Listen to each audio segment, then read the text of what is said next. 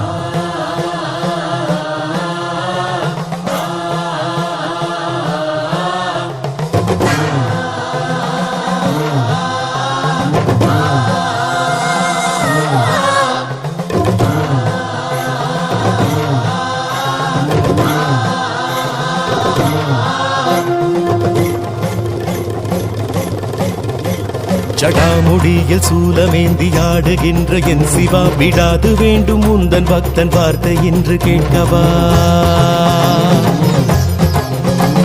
பராரி கோலம் சூடி நின்று ஆடும் தில்லை நாதனை கடைக்கண் பார்க்க தொல்லை எல்லாம் எம்மை விட்டு போகுமே.